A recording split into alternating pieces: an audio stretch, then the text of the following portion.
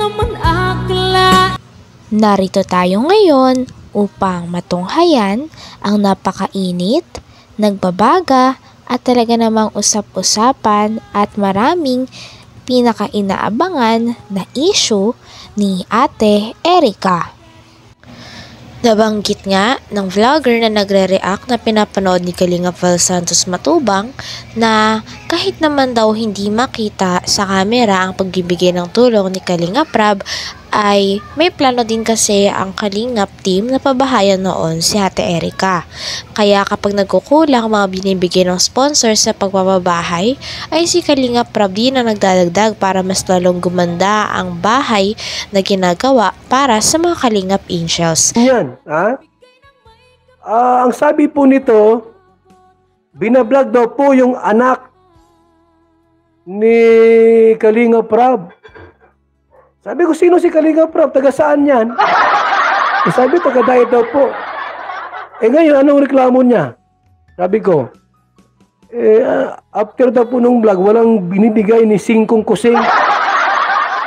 Baka naman ipakumita yung channel ni Kalingap Rab. Mataas na po ang views.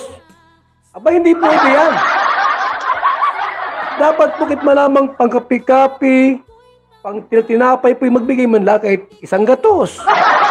200, wala nga pong binibigay si Kalingap Rab.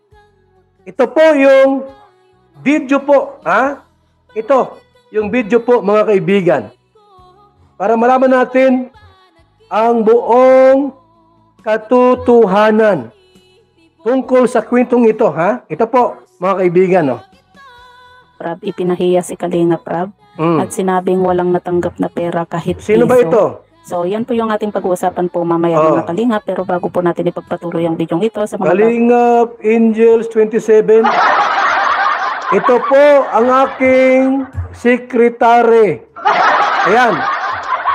Si Kalingap Angels 27. Makinig tayo muna sa kanya. nanay ng dating beneficiaries ni Kalingap Rab, ipinahiya si Kalingap Rab. Bakit? At sinabing walang natanggap na pera kahit piso. Oh? Wala daw pong natanggap si Erica kahit piso. Ay hindi maganda yan, Kalingap Rab. Kuripot, dapat pagka nag-vlog ka ng isang tao po, kinokontent mo yung tao, dapat kahit malamang pang tinatinapay, pang soft drinks, magbigay naman kayo. Wala daw pong natanggap yung anak kahit piso ni Singkong Duling. So, yan po yung ating pag-uusapan po mamaya mga Kalingap. Pero bago po natin ipagpatuloy ang video ito, sa mga bago pa lang po sa aking muntik channel, huwag po natin kalimutang suportahan ang ama ng Kalingap, Kuya Val Santos Kasali! Matubang at Kalingap Rab. At paunawa po muna ang full video bago mag-comment. Talagang kaabang-abang nga ang mangyayari dahil kung pupuntahan ni Kalingap Val Santos Matubang si Ate Gina na mama ni Ate Erica, ay ano kaya ang mga mangyayari? Magkaaway kaya sila o mapag-uusapan ito ng maayos?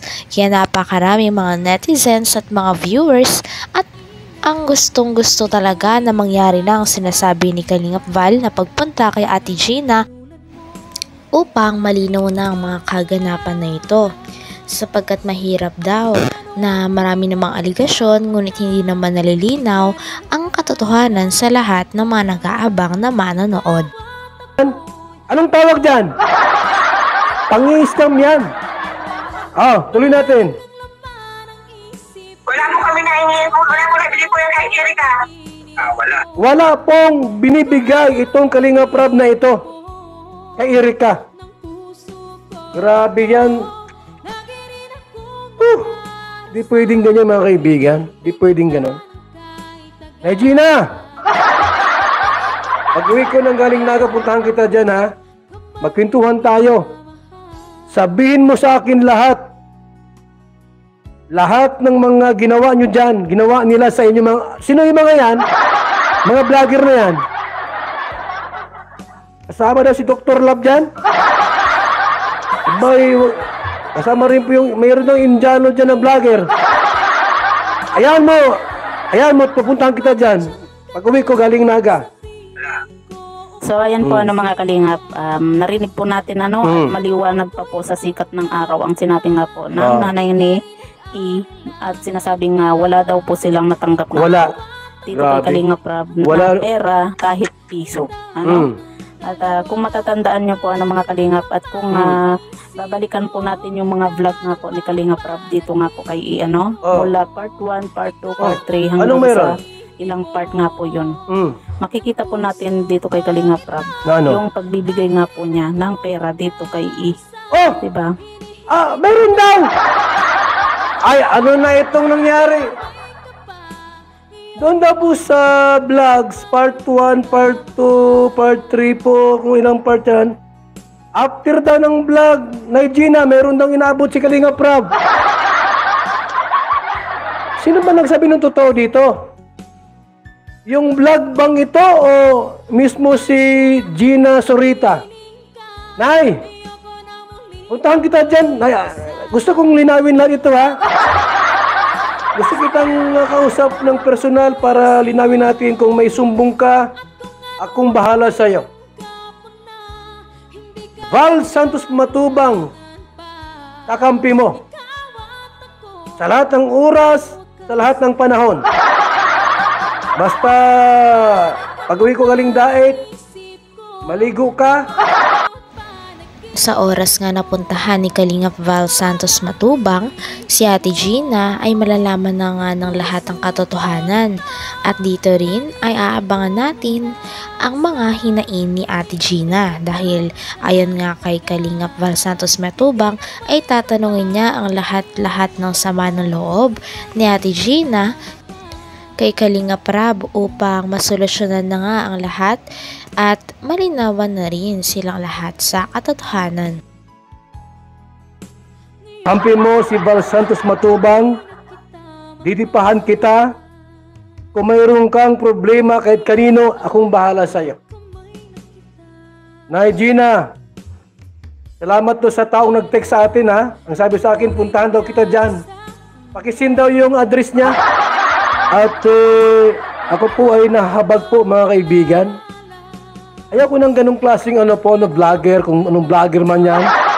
Mga power people pa naman kayo, mga charity vlogger kayo. Wala kayong binibigay sa inyong mga tinutulungan.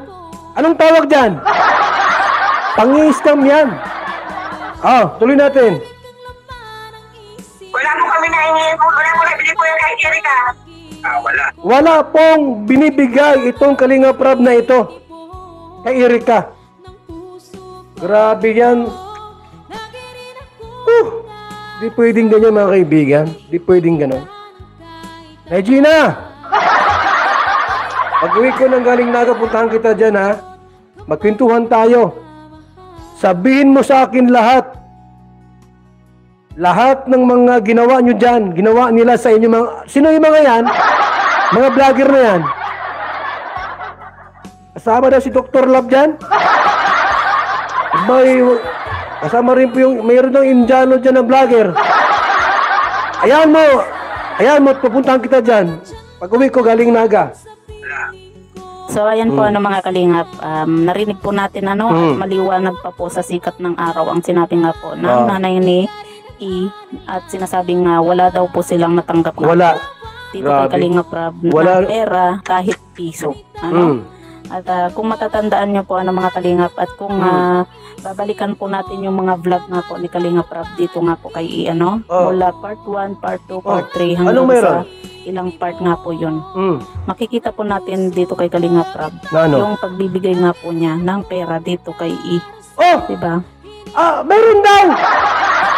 Ay, ano na itong nangyari? Doon daw po sa vlogs, part 1, part 2, part 3 po, kung ilang part yan. After daw ng vlog, Gina, meron daw inaabot si Kalingap Rab.